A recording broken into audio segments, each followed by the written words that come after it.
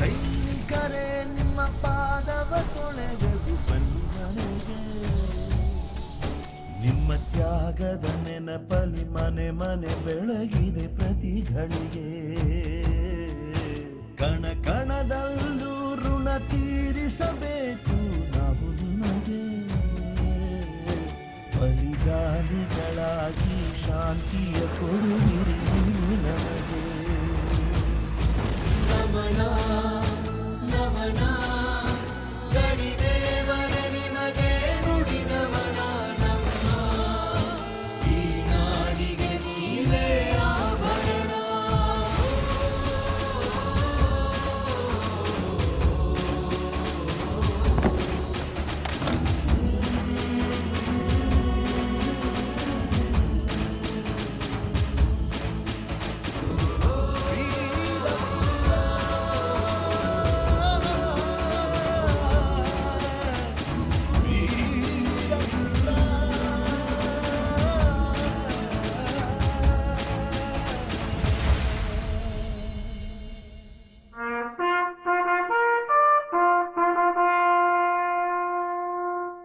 ನಮಸ್ಕಾರ.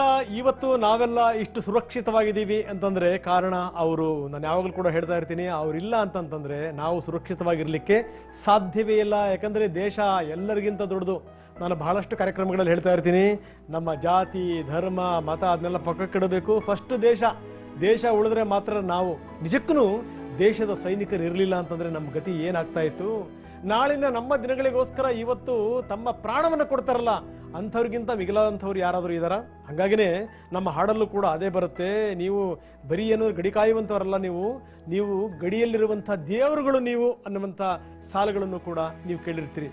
ಇವತ್ತು ಬಹಳ ಡಿಫ್ರೆಂಟ್ ಆದಂಥ ಒಂದು ಕಾರ್ಯಕ್ರಮವನ್ನು ಮಾಡ್ತಾ ಇದ್ದೀವಿ ನಾವು. ಏನು ಅಂತಂದರೆ ಬರೀ ವೀರಯೋಧರನ್ನ ತೋರಿಸುವಂಥದ್ದು, ಜೊತೆಗೆ ಏನಂದ್ರೆ ಅವರ ಮನೆಯವರ ವಿವರಗಳನ್ನು ಕೊಡುವಂಥದ್ದು ಮಾತ್ರ ಅಲ್ಲ, ಅವರಿಗೆ ಇಲ್ಲಿ ತನಕ ನುಡಿನಮನಗಳನ್ನು ಮಾತ್ರ ಸಲ್ಲಿಸ್ತಾ ಇದ್ದೀವಿ. ಈಗ ಗಾನ ನಮನವನ್ನೂ ಕೂಡ ಸಲ್ಲಿಸುವಂಥ ಪ್ರಯತ್ನವನ್ನು ಮಾಡ್ತಾ ಇದ್ದೀವಿ. ಯಾಕಂದರೆ ಒಂದು ಸಂಗತಿ ತಮಗೆ ಗೊತ್ತಿರುವಂಥ ಸಂಗತಿ ಏನು ಅಂದರೆ, ಈ ಹಿಂದೂ ಚೀನಿ ಭಾಯಿ ಅಂತ ನಮ್ಮ ನೆಹರೂರು ಹೇಳಿದಂಥ ಸಂದರ್ಭ, ಚೀನಾ ಬಹಳ ಅದ್ಭುತವಾದಂಥ ನಮಗೆ ಗಿಫ್ಟ್ ಕೊಟ್ಬಿಡ್ತು ಬಿಡಿ. ಯಾಕಂದರೆ ಅವರಿಗೆ ವಿಶ್ವಸಂಸ್ಥೆಯಲ್ಲಿ ಖಾಯಂ ಸದಸ್ಯತ್ವ ಕೊಟ್ಟಿದ್ದರ ಪರಿಣಾಮವನ್ನು ನಾವು ಎದುರಿಸಿದ್ವಿ. ಈ ಹಿಂದಿ ಚೀನಿ ಬಾಯಿ ಅಂದಮೇಲೆ ಈ ಹಿಂದಿ ಚೀನಿ ಬಾಯಿ ಅಲ್ಲ, ಬಡ್ಕೋ ನೀನು ಬಾಯಿ ಎನ್ನುವಂಥ ಸಂದೇಶವನ್ನು ಬಹಳ ಬೇಗ ರವಾನಿಸ್ಬಿಡ್ತು. ನಾವೆಂಥ ಕೆಟ್ಟ ಸ್ಥಿತಿಯಲ್ಲಿದ್ದೀವಿ ಅಂತಂದರೆ, ನಮ್ಮ ದೇಶದ ಜನರ ಈ ಮಾನಸಿಕ ಸ್ಥೈರ್ಯ ಕುಗ್ಗಿ ಹೋಗಿತ್ತು. ಆ ಸಂದರ್ಭದಲ್ಲಿ ನೆರವಿಗೆ ಬಂದಂಥವರು ಒಬ್ಬ ಗಾಯಕಿ. ನಾವೆಂದೂ ಕೂಡ ಮರೀಲಿಕ್ಕೆ ಸಾಧ್ಯವೇ ಇಲ್ಲ. ಲತಾ ಮಂಗೇಶ್ಕರ್ ಹಾಡಿದಂಥ ಒಂದು ಹಾಡಿದೆಯಲ್ಲ, ಅದು ದೇಶದ ಸೈನಿಕರಿಗೆ ಎಷ್ಟರ ಮಟ್ಟಿಗೆ ಬಲ ತುಂಬಿತು ಅಂತಂತಂದರೆ, ಮತ್ತೆ ನಮ್ಮ ದೇಶದ ಸೈನಿಕರು ಹೋರಾಡಲಿಕ್ಕೆ ಸಿದ್ಧರಾದರು ಅಂತ. ಸೊ ಈ ಮುಖಾಂತರ ನಾವು ಹೇಳ್ತೀವಿ ಅಂದರೆ, ನಾವು ಹೇಳುವಂಥ ಒಂದು ಹಾಡಿದೆಯಲ್ಲ, ಅದು ದೊಡ್ಡ ಕಾನ್ಫಿಡೆನ್ಸ್ ಕೊಟ್ಟುಬಿಡುತ್ತೆ. ಅದೇ ಒಂದು ಪ್ರಯತ್ನವನ್ನು ನಾವಿವತ್ತು ಮಾಡ್ತಾ ಇದ್ದೀವಿ. ಹೀಗಾಗಿ ಈ ವಿಶೇಷ ಕಾರ್ಯಕ್ರಮಕ್ಕೆ ನಿಮ್ಗೆಲ್ರಿಗೂ ಕೂಡ ಸ್ವಾಗತವನ್ನು ಹೇಳ್ತೀನಿ. ಇದೇ ಈಗಿನ ವೀರಪುತ್ರ.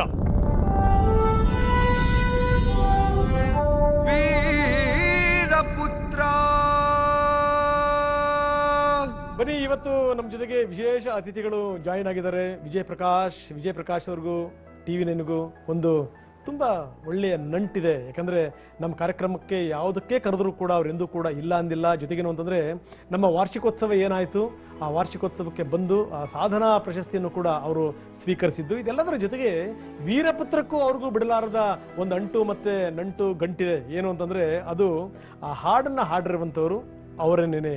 ಜೊತೆಗೆ ಸಾಕಷ್ಟು ಕೋಆಪರೇಟ್ ಮಾಡಿದ್ದಾರೆ ನಮಗೆ, ಈ ಹಾಡು ಹಿಂಗೆ ಬರಬೇಕು.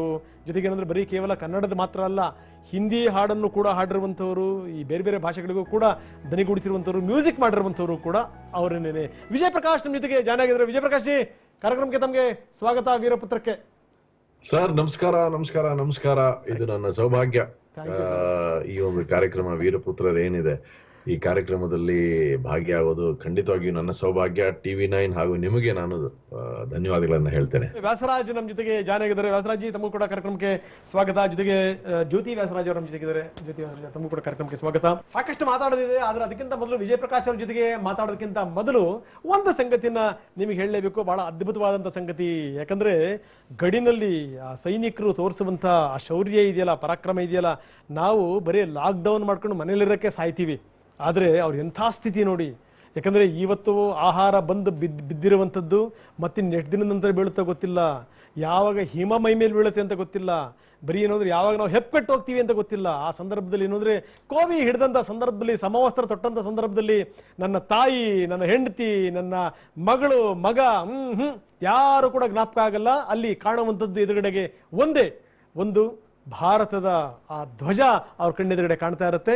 ಯಾವನಾದರೂ ಒಳಗಡೆ ನುಸುಳ್ದ ಅಂದರೆ ಶತ್ರು ಮಾತ್ರ ಅವ್ರ ಕಣ್ಣೆದುರುಗಡೆಗೆ ಕಾಣ್ತಾ ಇರುತ್ತೆ. ಅಂತ ಅದ್ಭುತವಾದಂಥ ಜನ ಯಾರಾದರೂ ಇದ್ದಾರೆ ಅಂತಂತಂದರೆ ನಿಜವಾದಂಥ ವೀರಪುತ್ರರು ಅಂತಂದರೆ ನಮ್ಮ ಸೈನಿಕರು. ಬನ್ನಿ, ಅಮಿತ್ ಭಾರದ್ವಾಜ್ ಅವರ ಕಥೆಯನ್ನು ನಾನು ನಿಮಗೆ ಆರಂಭದಲ್ಲಿ ತೋರಿಸ್ತೀನಿ. ಅಮಿತ್ ಭಾರದ್ವಾಜ್ ಎಷ್ಟರ ಮಟ್ಟಿಗೆ ಇಂಥ ಶತ್ರುಗಳ ವಿರುದ್ಧ ಹೋರಾಡಿದ್ರು, ಬನ್ನಿ ನೋಡ್ಕೊಂಬರೋಣ.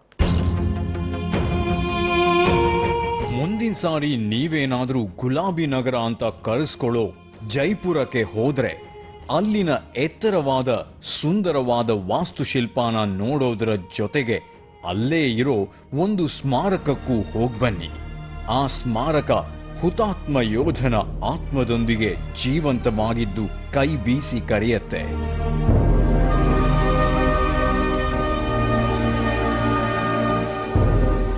ಇಪ್ಪತ್ತೊಂದು ವರ್ಷಗಳಿಂದ ಸ್ಮಾರಕವಾಗಿ ನಿಂತಿರೋ ತನ್ನ ಮಗನನ್ನ ಇಂದಿಗೂ ಆರೈಕೆ ಮಾಡ್ತಿರೋ, ಪ್ರೀತಿಯಿಂದ ನೋಡಿಕೊಳ್ತಿರೋ ಆ ಹಿರಿಯ ವ್ಯಕ್ತಿಯನ್ನ ಒಮ್ಮೆ ಭೇಟಿಯಾಗಿ ಅವರಿಗೂ ಒಂದು ಸೆಲ್ಯೂಟ್ ಹೊಡೆದು ಬನ್ನಿ.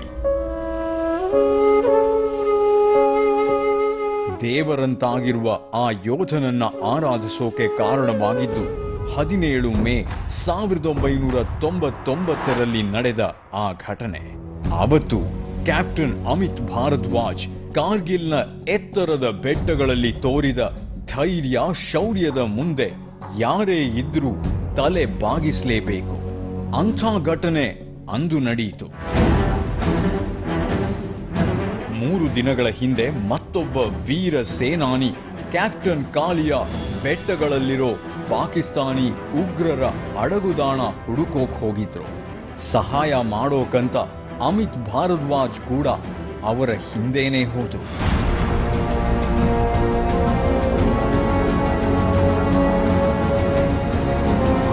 ಇನ್ನೇನು ಕ್ಯಾಪ್ಟನ್ ಕಾಲಿಯಾ ಅವರನ್ನ ಸೇರ್ಬೇಕು ಅಷ್ಟರಲ್ಲಿ ಉಗ್ರರು ದಾಳಿ ಮಾಡೇ ಬಿಟ್ರು. ಬೆಟ್ಟದ ಮರೆಯಲ್ಲಿ ಅವಿತು ಕೂತಿದ್ದ ಉಗ್ರರು ಭಾರದ್ವಾಜ್ ಮೇಲೆ ಗುಂಡಿನ ದಾಳಿ ಮಾಡೋಕ್ ಶುರು ಮಾಡಿದ್ರು. ಯಾವಾಗಲೂ ಇಂಥ ಅನಿರೀಕ್ಷಿತ ಸಂದರ್ಭಗಳಿಗೆ ಸಿದ್ಧರಾಗಿರೋದೇ ನಮ್ಮ ಯೋಧರ ವಿಶೇಷ. ಭಾರದ್ವಾಜ್ ಇದೊಂದು ಅವಕಾಶ ಅಂದ್ಕೊಂಡು ಉಗ್ರರನ್ನ ಸದೆ ಬಡಿದು ಬಿಸಾಕ್ಬಿಟ್ರು. ಒಬ್ಬರಲ್ಲ, ಇಬ್ಬರಲ್ಲ, 10 ಉಗ್ರರಿಗೆ ಸಾವಿನ ದಾರಿ ತೋರಿಸ್ಬಿಟ್ರು.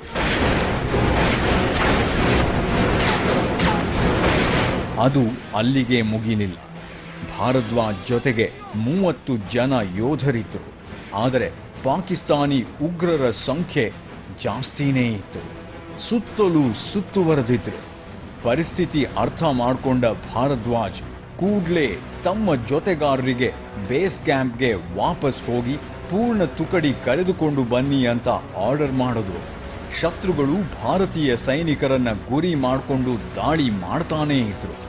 ಆದರೆ ವೀರಪುತ್ರ ಭಾರದ್ವಾಜ್ ಅವರ ಎದುರಿಗೆ ಗೋಡೆಯಂತೆ ಅಡ್ಡ ನಿಂತಿದ್ರು. ಪ್ರತಿ ಕ್ಷಣ ಸಾವು ಭಾರದ್ವಾಜ್ ಅವರ ಎದುರು ಬಂದು ನಿಲ್ತಾ ಇತ್ತು. ಆದರೆ ತನ್ನ ಗೆಳೆಯರನ್ನ ಕಾಪಾಡೋದಕ್ಕೆ ಪಣ ತೊಟ್ಟಿದ್ದ ಈ ಯೋಧರ ಬಂದೂಕಿನಲ್ಲಿ ಬೆರಳು ಹಾಗೇ ಇತ್ತು. ಶತ್ರುಗಳನ್ನ ಹಿಮ್ಮೆಟ್ಟಿಸ್ತಾನೇ ಇದ್ರು. ಸಾವು ಕೂಡ ಬೆರಗಿನಿಂದ ಕಾಯುತ್ತಾ ನಿಂತಿತ್ತು.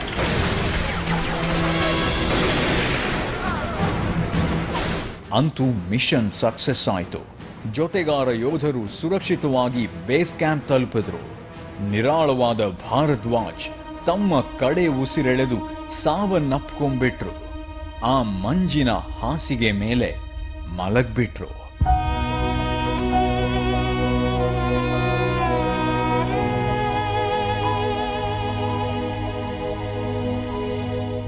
उनका पार्थिव शरीर 56 दिन तक उसी जगह एलओसी में रहा.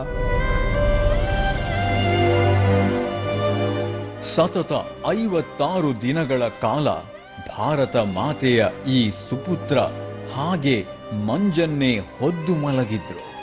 ಮುಖದಲ್ಲಿ ತಮ್ಮ ಜೊತೆಗಾರರನ್ನ ಕಾಪಾಡಿದ ಸಂತೋಷ, ಕೈಯಲ್ಲಿ ಶತ್ರು ಸಂಹಾರ ಮಾಡಿದ ಅಸ್ತ್ರ, ತಾಯಿ ನೆಲದ ಋಣ ತೀರಿಸಿ ಹೆಮ್ಮೆಯ ಬಾವುಟವನ್ನ ಹೊದ್ದು ಮನೆಗೆ ಬಂದಾಗ ತಾಯಿಗೆ ಚಿಕ್ಕಂದಿನಲ್ಲಿ ಮಗನು ಆಡಿದ ಮಾತುಗಳೇ ನೆನಪಾಗಿತು.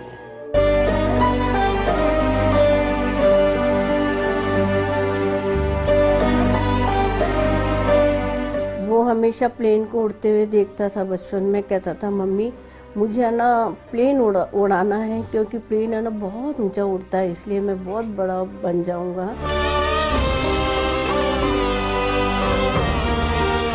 ಮುಗ್ಧ ಮನಸ್ಸಿನ ಈ ಬೇಡಿಕೆ ಕೂಡ ನಿಜವಾಗಿ ಹೋಯಿತು. ಅಮರ ಯೋಧ ಕ್ಯಾಪ್ಟನ್ ಅಮಿತ್ ಭಾರದ್ವಾಜ್ ಅವರ ಬಲಿದಾನವನ್ನ ಗೌರವಿಸುವ ಅವರ ಜನ ಅವರನ್ನ ದೇವರಂತೆ ಪೂಜಿಸ್ತಾರೆ. ಭಾರದ್ವಾಜ್ ಅವರ ಧರ್ಮ 3 ಬಣ್ಣಗಳ ಧ್ವಜವಷ್ಟೇ.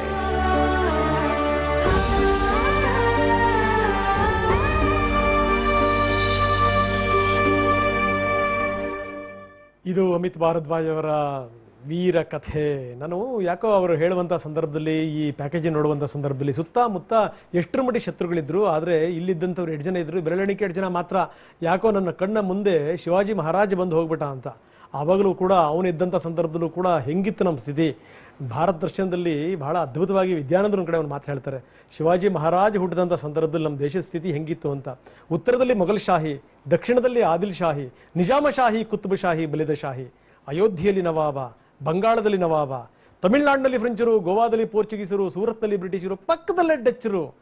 ಅಷ್ಟ ದಿಕ್ಕುಗಳಿಂದ ತಾಯಿ ಭಾರತೀಯ ಮಾಂಗಲ್ಯವನ್ನು ಭಗ್ನ ಮಾಡಲಿಕ್ಕಾಗಿ ಕಾದು ನಿಂತಹ ಆಧುನಿಕ ಯುರೋಪಿನ ತೋಪುಗಳು. ಅಂಥ ಸಂದರ್ಭದಲ್ಲಿ ಒಬ್ಬ ಶೂರ ಎದುರಿಸ್ತಾನೆ ಶಿವಾಜಿ ಮಹಾರಾಜ್. ಬಹುಶಃ ನನಗನ್ಸುತ್ತೆ ನಮ್ಮ ಪ್ರತಿ ಸೈನಿಕರಲ್ಲಿ ಇಂಥ ಶೂರರು ವೀರರು ಕಾಣ್ತಾ ಹೋಗ್ತಾರೆ. ಅಮಿತ್ ಅದಕ್ಕೆ ಹೊರತಾಗೇನು ಇಲ್ಲ. ಒಂದು ದೊಡ್ಡ ಹ್ಯಾಟ್ಸ್ ಆಫ್. ಬನ್ನಿ, ನಾನು ವಿಜಯ್ ಪ್ರಕಾಶ್ ಅವ್ರ ಜೊತೆ ಮಾತಾಡ್ತೀನಿ. ವಿಜಯ್ ಪ್ರಕಾಶ್ ಜಿ, ನೋಡಿದ್ರಿ ನೀವು ಆ ಶೂರನ ಕಥೆಯನ್ನ, ಕಥಾನಕವನ್ನ, ಏನ್ ಅನಿಸ್ತು ಸರ್? ಸರ್, ಇದು ಒಂದೇನಂದ್ರೆ ನಮ್ಮ ಎಂಥೆಂಥ ವೀರ ಸೈನಿಕರು ಅಲ್ಲಿ ನಮಗೋಸ್ಕರ ಅಲ್ಲಿ ಯುದ್ಧ ಮಾಡೋದಾಗ್ಲಿ, ಪ್ರಾಣ ತ್ಯಾಗವನ್ನ ಮಾಡಿ ನಮ್ಮನ್ನ ರಕ್ಷಣೆ ಮಾಡ್ತಾರೆ.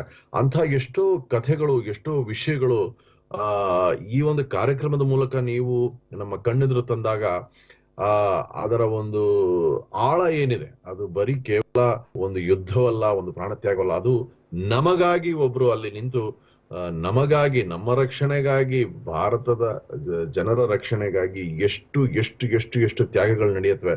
ಸೊ ಇದು ನಿಜವಾಗ್ಲೂ ನಾವು ಈ ಕಾರ್ಯಕ್ರಮ ಇರೋದ್ರಿಂದ ಅದರ ಆಳವನ್ನ ನಾವು ತಿಳಿಲಿಕ್ಕೆ ಬಹಳ ಬಹಳ ಬಹಳ ಒಂದು ಮಹತ್ವಕಾರಿ ವಿಷಯ ಅಂತ ನನಗನ್ಸುತ್ತೆ ಸರ್. ನಿಜ ಸರ್, ನಿಜ ಸರ್, ಬಹಳ ಅದ್ಭುತವಾಗಿ ಹೇಳಿದ್ರಿ. ಯಾಕಂದ್ರೆ ಅವ್ರು ನೋಡಿ, ರಕ್ತ ಸಂಬಂಧಿಗಳಲ್ಲ, ಅಣ್ಣ ತಮ್ಮಂದ್ರಲ್ಲ, ಏನೋ ಅಂದ್ರೆ ನಮ್ಮ ಬಂಧುಗಳಲ್ಲ, ಬಳಗ ಅಲ್ಲ, ಯಾರು ಅಲ್ಲ ಸರ್. ಆದರೆ ಯಾರು ಅಲ್ಲದವರನ್ನ ರಕ್ಷಿಸಬೇಕು. ಕಾರಣ ಏನು ಅಂತಂದ್ರೆ, ನಾವು ಒಂದು ದೇಶದವರು, ನಾವೆಲ್ಲರೂ ಕೂಡ ಅಣ್ಣ ತಮ್ಮಂದ್ರು, ಒಬ್ರಿಗೊಬ್ರಿಗೆ ಮುಖ ಪರಿಚಯ ಇಲ್ದಂಗಿರ್ಬೋದು, ನಾವು ಮಾತಾಡ್ದಂಗಿರ್ಬೋದು, ಆದರೆ ನನ್ನ ಧ್ಯೇಯ ಇದೆಯಲ್ಲ, ನನ್ನ ಹೊಣೆ ಇದೆಯಲ್ಲ, ಅದು ದೇಶ ರಕ್ಷಣೆ. ಎಂತ ಅದ್ಭುತ ಸರ್. ಮತ್ತೆ ಒಂದು ಮನೆಯಲ್ಲಿ ಒಂದು ವೇಳೆ ತಂದೆ ಆರ್ಮಿಯಲ್ಲಿದ್ದು ಅವ್ರಿಗೆ ಏನಾದ್ರೂ ಇಂಥ ಒಂದು ಸಂದರ್ಭದಲ್ಲಿ ಆದ್ರೆ ಆ ತಾಯಿ ಮಗನ್ನು ಮತ್ತೆ ಕಳಿಸ್ತಾರೆ. ಅದು ಹೇಗೆ ಅಂತಲೇ ಅದು ಆ ಒಂದು ತ್ಯಾಗ ಅದಕ್ಕೆ ಪದಗಳಲ್ಲಿ ವರ್ಣಿಸ್ಲಿಕ್ಕೆ ಆಗೋದಿಲ್ಲ. ಒಂದು ಮನೆಯಿಂದ 2-3 ಜನ ಹೋಗ್ತಾರೆ ದೇಶಕ್ಕಾಗಿ ಅಂತ. ಸೊ ಇಂಥ ಒಂದು ಸ್ಯಾಕ್ರಿಫೈಸು ಅವ್ರುಗಳು ಮಾಡ್ಬೇಕಾದ್ರೆ ಬಹುಶಃ ನಾವು ಅವ್ರಿಗೆ ಕೃತಜ್ಞತೆಗಳನ್ನ ಹೇಗ್ ಸಲ್ಲಿಸೋದು ಅಂತ ಗೊತ್ತಿಲ್ಲ. ಬಟ್ 24 ಗಂಟೆ ನಾವು ಅದನ್ನ ಮನಸ್ಸಲ್ಲಿ ಇಟ್ಕೊಂಡಿರ್ಬೇಕು. ಆವಾಗ ಬಹುಶಃ ನಮ್ಮ ಒಂದು ಎಲ್ಲ ಮಾಡುವ ನಮ್ಮ ಕೆಲಸ ಕಾರ್ಯಗಳಲ್ಲಿ ಒಂದು ಸಮಾಜದ ಪ್ರತಿ ನಮಗೆ ಭಕ್ತಿ, ಗೌರವ, ಪ್ರೀತಿ ಇರುತ್ತೆ ಅಂತ ಅನ್ಸುತ್ತೆ. Yes sir. ಬಹುಶಃ ನೀವಂದ್ರೆ ನನಗೆ ಅನಿಸ್ತಾ ಇದೆ, ಕೋಗಿಲೆಗಳನ್ನ ಕೂಡಿಸ್ಕೊಂಡು ಜಾಸ್ತಿ ಮಾತಾಡಿದ್ರೆ ಜನ ಬೈಕೊಂಡ್ಬಿಡ್ತಾರೆ ನನಗೆ ಅಂತ. ಯಾಕಂದ್ರೆ ನಿಮ್ಮ ದನಿ ಕೇಳಕ್ಕೆ ಜನ ಇಷ್ಟಪಡ್ತಾರೆ, ನಿಮ್ಮ ಹಾಡು ಕೇಳಕ್ಕೆ ಇಷ್ಟಪಡ್ತಾರೆ, ಹೆಚ್ಚು ನಮ್ಮ ಮಾತು ಕೇಳಕ್ಕೆ ಇಷ್ಟಪಡಲ್ಲ. ಸೊ ಹಿಂಗಾಗಿ ಈ ವೀರಪುತ್ರರಿಗೆ ವಿಜಯ್ ಪ್ರಕಾಶ್ ಯಾವ ರೀತಿ ನಮನ ಸಲ್ಲಿಸ್ತಾರೆ ಇವತ್ತು? ಸರ್, ಇದು ಈ ಕಾರ್ಯಕ್ರಮಕ್ಕೋಸ್ಕರ ನಾವು ಒಂದು ಶೀರ್ಷಿಕೆ ಗೀತೆಯನ್ನು ನಮ್ಮ ಕಲ್ಯಾಣ್ ಸರ್ ಬಹಳ ಅದ್ಭುತವಾಗಿ ಬರೆದಿದ್ರು. ಇದು ಬಹಳ ಸುಂದರವಾಗಿ ಒಂದು ನಡೆದಂತಹ ವಿಷಯ. ಏನಂದ್ರೆ, ಮೊದಲು TV9 ನಿಮ್ಮ ಆಫೀಸ್ ನಿಂದ ನನಗೆ ಕರೆ ಬಂತು, ಈ ಒಂದು ವೀರಪುತ್ರರೇ ಕಾರ್ಯಕ್ರಮಕ್ಕೆ ಹಾಡಬೇಕು ಅಂತ ಕನ್ನಡದಲ್ಲಿ. ನಂತರ ಬೇರೆ ಭಾಷೆಗಳಲ್ಲೂ ನೀವೇ ಹಾಡಿ ಅಂದ್ರು. ನಂತರ ನೀವು ಅದನ್ನ ಕಂಪೋಸ್ ಮಾಡಿ ಹಾಡಿ ಅಂದ್ರು. ಸೊ ಇಂಥ ಒಂದು ಸೌಭಾಗ್ಯ ನನಗೆ ಕೊಟ್ಟಿದ್ದಕ್ಕೆ ನಾನು ಎಲ್ರಿಗೂ ಧನ್ಯವಾದಗಳನ್ನು, ವಿಶೇಷವಾಗಿ TV9 ತಂಡಕ್ಕೆ ಧನ್ಯವಾದಗಳನ್ನ ಹೇಳ್ತೇನೆ. ಕನ್ನಡದಲ್ಲಿ ಕೂಡ ಕೆ ಕಲ್ಯಾಣ್ ಸರ್ ಅದ್ಭುತವಾಗಿ ರಚನೆ ಮಾಡಿ, ನಾನು ಮತ್ತೆ ನಮ್ಮ ನಾಡಿನ ಅದ್ಭುತವಾದಂತ ಗಾಯಕರು ವ್ಯಾಸರಾಜ್ ಅವರು ಸೇರಿ ಹಾಡಿದಂತ ಒಂದು ಹಾಡು, ಅದರದೇ ಒಂದ್ 2 ಸಾಲು ಹಾಡಬಹುದಾ ಅಂತ ತಮ್ಮಲ್ಲಿ. Yes sir please sir. ಓಹೋ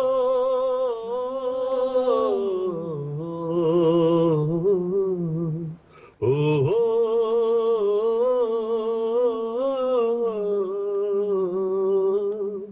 ವೀರ ಸೈನಿಕರೇ,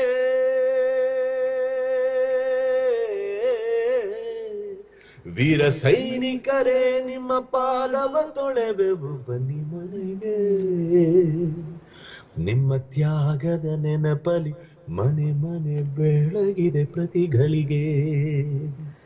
ಕಣ ಕಣದಲ್ಲೂ ಋಣ ತೀರಿಸಬೇಕು ನಾವು ನಿಮಗೆ. ಬಲಿದಾನಿಗಳಾಗಿ ಶಾಂತಿ ಕೊಡುವಿರಿ ನೀವು ನಮಗೆ. ನಮನ ನಮನ ನಮನ ಗಡಿದೇವರಡಿ ಮಗೆ ನುಡಿ ನಮನ. ನಮ್ಮ ಈ ನಾಡಿಗೆ ನೀವೇ ಆಭರಣ.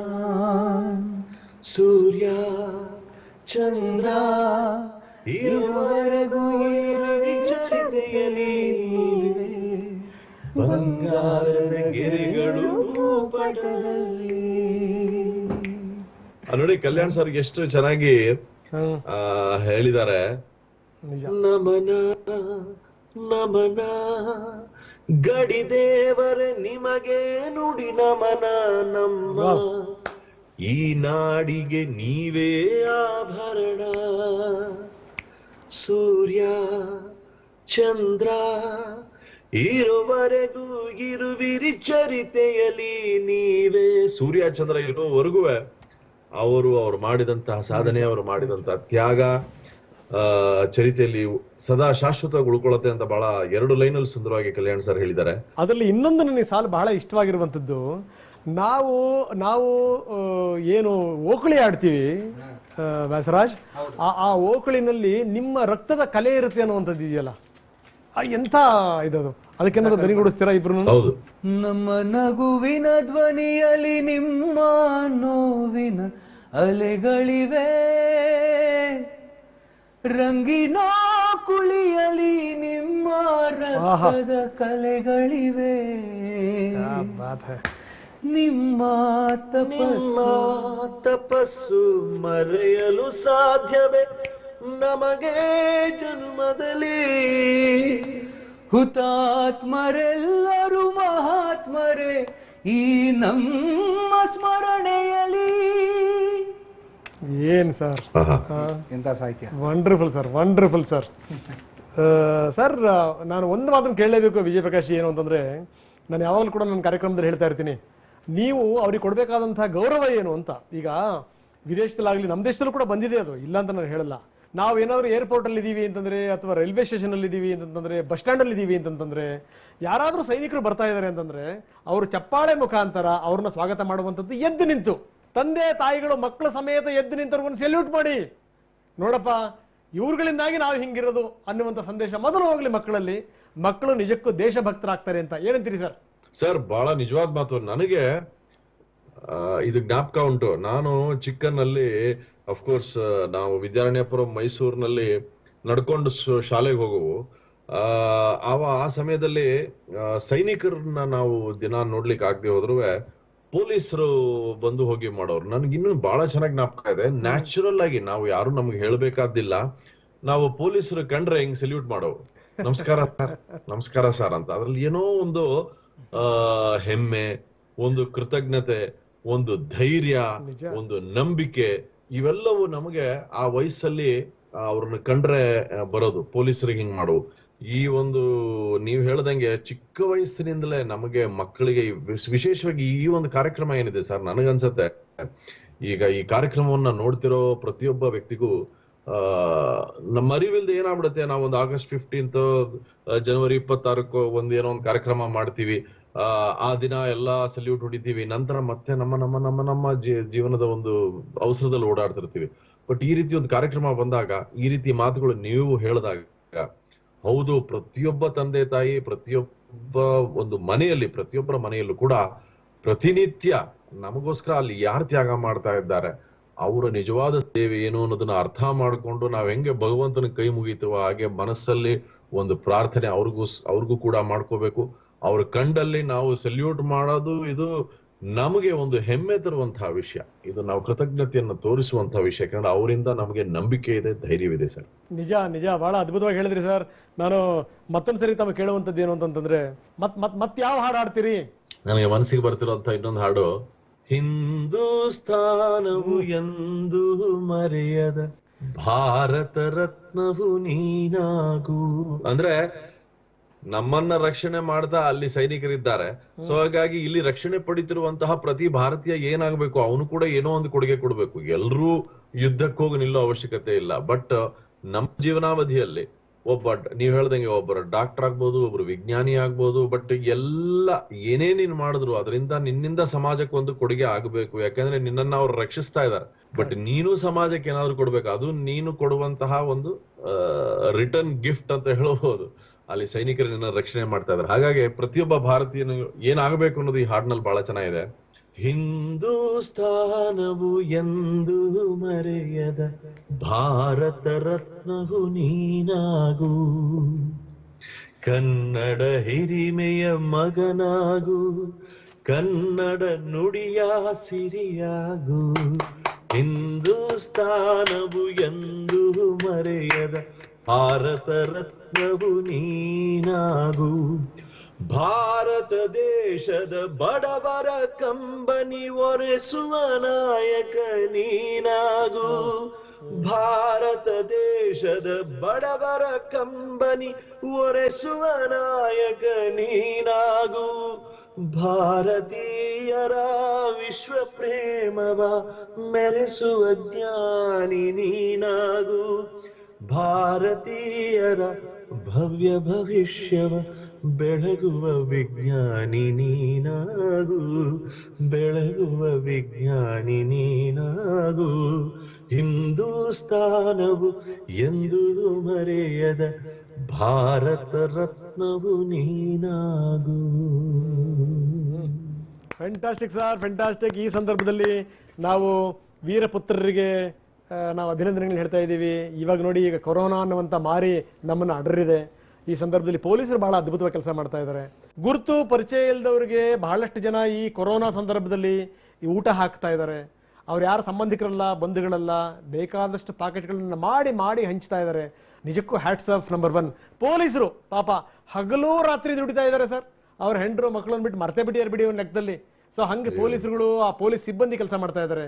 ಅದಕ್ಕಿಂತ ಮುಖ್ಯವಾಗಿ ವೈದ್ಯರುಗಳು, ದಾದಿಯರು ಸರ್ ಹಗಲು ರಾತ್ರಿ ಕೆಲಸ ಮಾಡ್ತಾ ಇದ್ದಾರೆ. ಮೊದಲು ಏನಾದರೂ ಪ್ರಾಣಕ್ಕೆ ಈ ಕಂಟಕ ಏನಾದರೂ ಬರೋದಾದ್ರೆ ಪಾಪ ಅವ್ರಿಗೇನೇನೆ, ಆದರೂ 24 ಗಂಟೆ ಕೆಲಸ ಮಾಡ್ತಾ ಇದ್ದಾರೆ. ಅವ್ರಿಗೂ ಕೂಡ ನಮ್ಮ ಕಡೆಯಿಂದ ಒಂದು ಅಭಿನಂದನೆಗಳು ಹೋಗ್ಬೇಕು ಸರ್. ಈ ಸಂದರ್ಭದಲ್ಲಿ ಏನಂತೀರಿ? ನಿಜವಾದ ಮಾತು ಸರ್. ನನಗೆ ಬಹಳ ಸಂತೋಷವಾಗಿದ್ದ ವಿಷಯ ಏನಂದ್ರೆ, ನೀವು ವಿಶೇಷವಾಗಿ ಮಾಧ್ಯಮದಲ್ಲಿ ಈಗ ಇವತ್ತು TV9 ಬಗ್ಗೆ ಹೇಳಬೇಕು ಅಂದ್ರೆ 24 ಗಂಟೆ ನೀವುಗಳು ಕೂಡ, ಯಾಕೆಂದ್ರೆ ಒಂದ್ ಕಡೆ ಪೊಲೀಸರು, ಒಂದ್ ಕಡೆ ನಮ್ಮ ಸಮಾಜದ ಎಷ್ಟೋ NGOs ಆಗ್ಲಿ, ಅದು ಬಿಟ್ಟು ಅಫ್ಕೋರ್ಸ್ ವೈದ್ಯರು, ಇವರೆಲ್ಲರೂ ಕೆಲಸ ಒಂದ್ ಕಡೆ ಮಾಡ್ತಾ ಇದ್ರೆ, ಮಾಧ್ಯಮದ ವಿಶೇಷವಾಗಿ ನ್ಯೂಸ್ ಚಾನೆಲ್ಸ್ ಅವರು ತಾವುಗಳು ಅಷ್ಟೇ, ರಿಪೋರ್ಟರ್ಸು 24 ಗಂಟೆ ಎಲ್ಲೇನಾಗ್ತಾ ಇದೆ, ಯಾರಿಗೇನಾಗ್ತಾ ಇದೆ ಅನ್ನೋ ವಿಷಯಗಳನ್ನ ಕೂಡ, ಯಾಕೆಂದ್ರೆ ಈ ಒಂದು ಸಮಯದಲ್ಲಿ ಮಾಹಿತಿ ಅನ್ನೋದು ಒಂದು ದೊಡ್ಡ ಭಂಡಾರ, ಅದು ಬೊಗಸೆ ಇದ್ದಂಗೆ. ಯಾಕೆಂದ್ರೆ ಜನಗಳಿಗೆ ಮಾಹಿತಿ ಇಲ್ಲದೆ ಹೋದ್ರೆ ಏನಾಗ್ತಾ ಇದೆ ಏನೋ ಅನ್ನೋದು ಭಯ ಆಗ್ಬಿಡತ್ತೆ. ಸೊ TV9 ನೀವು ಹಾಗೂ ನಿಮ್ಮ ಎಲ್ಲಾ ಸಿಬ್ಬಂದಿ ವರ್ಗದವರು ಈ ಒಂದು ಸಮಯದಲ್ಲಿ 24 ಗಂಟೆ ಜನರಿಗೆ ಯಾವುದೇ ಒಂದು ಮಾಹಿತಿ ಕೊರತೆ ಬಾರದ ಹಾಗೆ ನೋಡ್ಕೋತಾ ಇದ್ರೆ. ಹಾಗೆ ನಾನೇನ್ ಹೇಳ್ತೀನಿ, ನೀವುಗಳು ಕೂಡ ವೀರಪುತ್ರರೇ. ಈ ಒಂದು ಸಮಯದಲ್ಲಿ ಮಾಧ್ಯಮದ ಎಲ್ಲಾ ಜರ್ನಲಿಸ್ಟ್ ಗಳಿಗೂ ನಾನು ನೀವುಗಳು ವೀರಪುತ್ರರೇ ಅಂತ ಹೇಳಲಿಕ್ಕೆ ಇಷ್ಟಪಡ್ತೀನಿ. ವಿಶೇಷವಾಗಿ ಪೊಲೀಸರು ಹಾಗೂ ನಮ್ಮ ಸಮಾಜದಲ್ಲಿರೋ ಎಲ್ಲ ಡಾಕ್ಟರ್ಸ್ಗಳು ಅವರ ಪ್ರಾಣವನ್ನ, ಯಾಕೆಂದ್ರೆ ನೀವ್ ಹೇಳ್ದಂಗೆ ಇದೊಂಥರ ಸೋಂಕು, ಯಾರಿಗೆ ಎಲ್ಲಿ ಏನಾಗತ್ತೆ ಅಂತ ಗೊತ್ತಿಲ್ಲ. ಸೊ ಅಂತ ಒಂದು ಸಂದರ್ಭದಲ್ಲಿ ಎಲ್ರು ತಮ್ಮ ಪ್ರಾಣಕ್ಕೆ ಯಾವುದೇ ಒಂದು ಹಾನಿ ಇದ್ರೂ ಕೂಡ ಅದರ ಬಗ್ಗೆ ಯೋಚನೆ ಮಾಡದೆ ಜನರ ಏಳಿಗೆಗೋಸ್ಕರ ಕೆಲಸ ಮಾಡ್ತಾ ಇದ್ದಾರೆ. ಸೊ ಎಲ್ಲ ಪೊಲೀಸರಿಗೂ ಎಲ್ಲ ವೈದ್ಯರಿಗೂ ನಾನು 1-2 ಸಾಲಲ್ಲಿ ಹೇಳಬೇಕು ಅಂದ್ರೆ, ಬೊಂಬೆ ಹೇಳುತ್ತೈತೆ ಮತ್ತೆ ಹೇಳುತ್ತೈತೆ ನೀನೇ ರಾಜಕುಮಾರಿ. ಎಲ್ಲ ನರ್ಸ್ಗಳು, ಎಲ್ಲ ಡಾಕ್ಟರ್ಗಳು, ಎಲ್ಲ ಪೊಲೀಸರು, ನೀನೇ ರಾಜಕುಮಾರಿ, ಹೊಸ ಬೆಳಕೊಂದು ಹೊಸಲಿಗೆ ಬಂದು ಬೆಳಗಿದೆ ಮನೆಯ ಮನಗಳ ಇಂದು.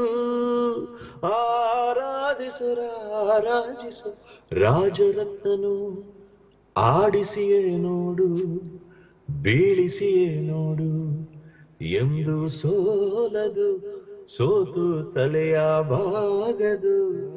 ಬೊಂಬೆ ಹೇಳುತ್ತೈತೆ ಮತ್ತೆ ಹೇಳುತ್ತೈತೆ ನೀನೇ ರಾಜಕುಮಾರ. ಅದ್ಭುತ ಅದ್ಭುತ ವಿಜಯ ಪ್ರಕಾಶ್, ಬಹಳ ಅದ್ಭುತ.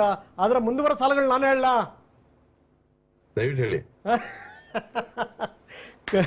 ಹೊಸದ ನೀವೊಂದು ಕೇಳಿತು ಇಂದು, ಕೋಗಿಲೆ ಒಂದು ಹಾಡಿತು ಇಂದು, ಹಾಡುತ್ತ ನಿಂತರೆ ವರ್ಷ ಪೂರ್ತಿ ವಸಂತ ಮಾಸವು.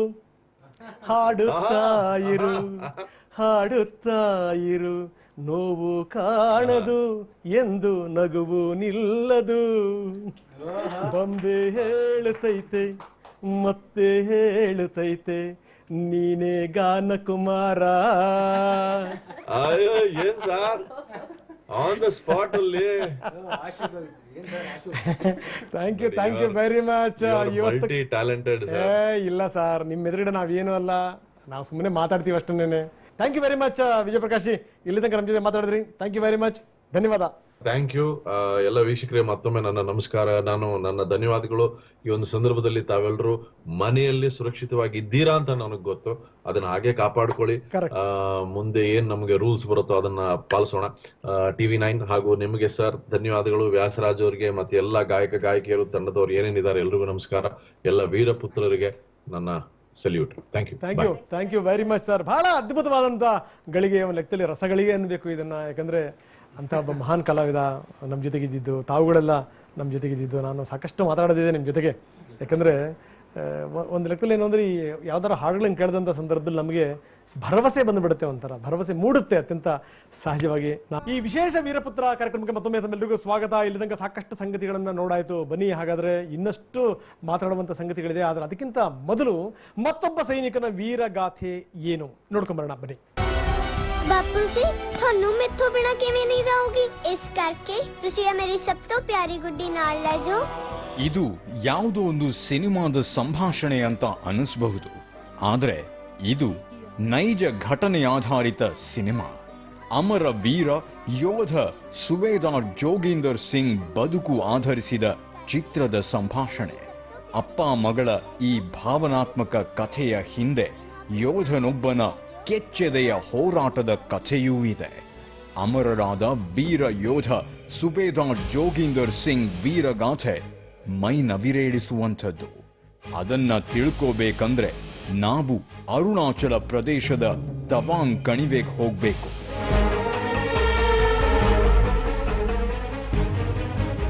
ನಿಮಗೆ ಗೊತ್ತಿದೆ, 1962ರಲ್ಲಿ ಭಾರತ ಚೀನಾ ನಡುವೆ ಯುದ್ಧ ನಡೆಯಿತು. ಅದೊಂದು ವಿಶ್ವಾಸ ದ್ರೋಹದ ಯುದ್ಧ.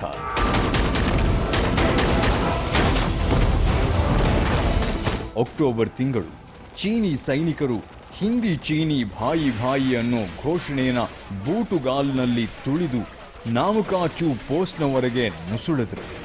ಆದರೆ ಅಲ್ಲಿಂದ ಮುಂದೆ ಒಂದೇ ಒಂದು ಹೆಜ್ಜೆ ಕಾಲಿಡೋಕಾಗ್ಲಿಲ್ಲ. ಯಾಕಂದ್ರೆ ಅವರೆದುರಿಗೆ ನಿಂತಿದ್ದು ಜಟ್ಟಿಯಂಥ ಗಟ್ಟಿ ಮೈಯ ಸಿಂಹದಂಥ ಶೂರ ಜೋಗೀಂದರ್ ಸಿಂಗ್. ಅವರ ಜೊತೆಗಿದ್ದಿದ್ದು 25 ಭಾರತೀಯ ಸೈನಿಕರು.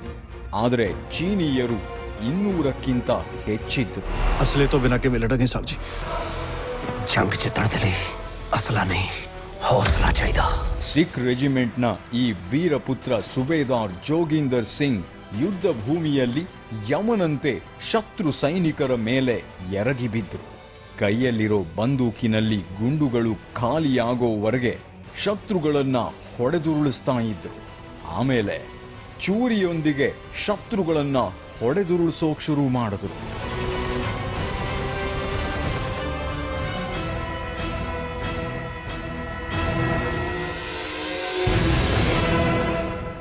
ಶತ್ರುವಿನ ಮಿಷಿನ್ ಗನ್ನಿಂದ ಸಿಂಗ್ ಕಾಲಿಗೆ ಒಂದು ಗುಂಡು ಬಿದ್ದಿತ್ತು. ಎದ್ದು ನಿಲ್ಲೋದೇ ಕಷ್ಟ ಇತ್ತು. ಆದರೆ ಭಾರತದ ಬಾವುಟವನ್ನ ಎತ್ತಿ ಹಿಡಿಯೋ ಛಲಾನೂ ಇತ್ತು. ಪ್ರಜ್ಞೆ ತಪ್ಪೋವರೆಗೂ ತಾಯಿ ಭಾರತೀಯ ಗೌರವಕ್ಕೆ ಧಕ್ಕೆಯುಂಟು ಮಾಡೋಕ್ ಬಂದ ಶತ್ರುಗಳನ್ನ ಬಾಳೆ ಗಿಡದಂತೆ ಕತ್ತರಿಸಿ ಹಾಕಿದರು. 72 घंटे किसी के साथ लड़ाई करना एक आदमी का नमकीन था. ಸುಬೇದಾರ್ ಜೋಗಿಂದರ್ ಸಿಂಗ್ ಅವರ ವೀರೋಚಿತ ಹೋರಾಟ ಗೊತ್ತಾಗಿದ್ದು ಯಾವಾಗ ಅಂದ್ರೆ, ಸಿಂಗ್ ಜೊತೆಗೆ ಹೋಗಿದ್ದ 3 ಭಾರತೀಯ ಸೈನಿಕರು ಪ್ಲಟೂನ್ಗೆ ವಾಪಸ್ ಬಂದಾಗ ಅವರೇ ಭಾರತೀಯ ಸೇನಾಧಿಕಾರಿಗಳಿಗೆ ಜೋಗಿಂದರ್ ಸಿಂಗ್ ಅವರನ್ನ ಚೀನಾ ಸೇನೆ ಬಂಧಿಸಿದೆ ಅನ್ನೋ ಸುದ್ದಿ ಕೊಟ್ರು. ಯುದ್ಧ ಮುಗಿದ ಮೇಲೆ ಜೋಗಿಂದರ್ ಸಿಂಗ್ ಸುರಕ್ಷಿತವಾಗಿ ಭಾರತಕ್ಕೆ ವಾಪಸ್ ಆಗ್ತಾರೆ ಅನ್ನೋ ಭರವಸೆ ಇತ್ತು. ಆದರೆ ಅಕ್ಟೋಬರ್ 23, 1962ರಂದು ಚೀನಾದ ಜೈಲಿನಲ್ಲಿ ಕೊನೆಯುಸಿರೆಳೆದು ಬಿಟ್ರು.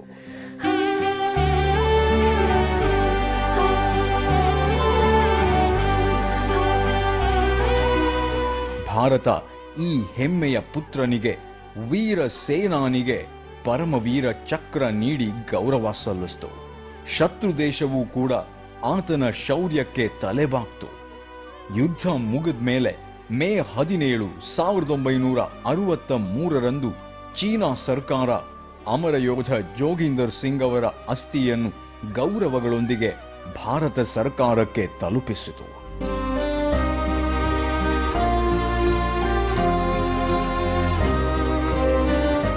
ಅಪ್ಪನ ವೀರಗಾಥೆ ಹೀಗಿರುವಾಗ ಅಪ್ಪನನ್ನ ಅಪಾರವಾಗಿ ಹಚ್ಚಿಕೊಂಡ ಮಗಳ ಕಥೆ ಕೇಳಿದ್ರೆ ಎದೆ ತುಂಬಿ ಬರುತ್ತೆ. ಅಪ್ಪನಿಗೆ ನಿದ್ದೆ ಬರಲಿ ಅಂತ ಗೊಂಬೆ ಕೊಟ್ಟು ಕಳಿಸಿದ್ದ ಮಗಳು ಅಪ್ಪ ಸತ್ತ ಸುದ್ದಿ ಕೇಳಿದಾಗ ಏನ್ ಮಾಡಿದ್ಲು ಗೊತ್ತಾ? ಅಪ್ಪನ ಹಿಂದೆಯೇ ಪರಲೋಕಕ್ಕೆ ಹೋಗ್ಬಿಟ್ಲು. ಅಪ್ಪ ಮಗಳ ಈ ಅಗಾಧ ಪ್ರೀತಿಗೆ, ಹುತಾತ್ಮ ಜೋಗಿಂದರ್ ಸಿಂಗ್ ಅವರ ಶೌರ್ಯಕ್ಕೆ TV9 ಕನ್ನಡದ ಸಾವಿರ ಪ್ರಣಾಮಗಳು.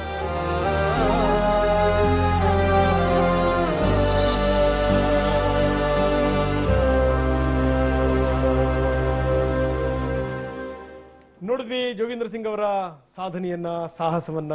ನಿಜಕ್ಕೂ ನಾವು ಅವರೆದುರುಗಡೆ ನಿಂತಹ ಸಂದರ್ಭದಲ್ಲಿ ನಾವೆಷ್ಟರ ಮಟ್ಟಿನವರು ಅಂತ ಅನಿಸ್ಬಿಡುತ್ತೆ ಅತ್ಯಂತ ಸಹಜವಾಗಿ. ಬನ್ನಿ, ವ್ಯಾಸರಾಜ್ ಇದ್ದಾರೆ, ವ್ಯಾಸರಾಜ್ ಅವರ ಪತ್ನಿ ಇದ್ದಾರೆ ನಮ್ಮ ಜೊತೆಗೆ ಹಾಡಲಿಕ್ಕೆ. ಇವರೆಲ್ಲ ಇರುವಂಥದ್ದೇ ನಮ್ಮ ಭಾಗ್ಯ ಇವತ್ತು ನಮ್ಮ ಕಾರ್ಯಕ್ರಮದಲ್ಲಿ. ಹೇಳಿ ಸರ್, ಏನಂತೀರಿ? ನಮ್ಮ ಭಾಗ್ಯ ಕೂಡ. ನಾವು ರೀಸೆಂಟ್ ಆಗಿ ಯಾವುದೋ ಒಂದು ಸಿನಿಮಾ ಥಿಯೇಟ್ರಲ್ಲಿ ಈ ನ್ಯಾಷನಲ್ ಆಂಥಮ್ ಪ್ಲೇ ಆಗ್ಬೇಕಾರೆ ಎಲ್ಲ ನಿಂತ್ಕೋತಾರೆ. ಬಟ್ ಒಂದಷ್ಟು ಜನ ಯಂಗ್ಸ್ಟರ್ಸು ಕೂತ್ಕೊಂಡು ಇದು ತುಂಬ ರೆಗ್ಯುಲರ್ ಆಯಿತು, ಅವರು ದಿನ ಸಿನಿಮಾ ನೋಡೋರು ಅನ್ಸುತ್ತೆ, ನಿಂತಿರ್ಲಿಲ್ಲ. So we protested actually. ಏನಿದು ಈ ಥರ ಮರ್ಯಾದೆ ಇಲ್ಲದೆ ಕೂತಿದ್ದೀರಾ, ಇಟ್ಸ್ ನಾಟ್ ರೈಟ್, ಎದ್ದು ಗೌರವ ಕೊಡಬೇಕು ಅಂತ. ಅವನು ಅಯ್ಯೋ ಇದು ತುಂಬ ರೆಗ್ಯುಲರ್ ಆಗಿ ಒಂದು ಹಾಡ್ತಾರೆ ಅವನಿಗೆ, ಅವ್ನು ಎದ್ದು ನಿಲ್ಲಿಲ್ಲ. ಅಲ್ಲಿರೋ ಜನ ಎಲ್ಲ ಬೈದು ಅವನಿಗೆ. ನೀವು ಹೇಳ್ದಂಗೆ ಯಂಗ್ಸ್ಟರ್ಸ್ಗೆ ಇವತ್ತಿಗೆ ಆ ದೇಶ ಪ್ರೇಮ ತೀರಾ ಕಮ್ಮಿ ಆಗ್ತಿದೆ.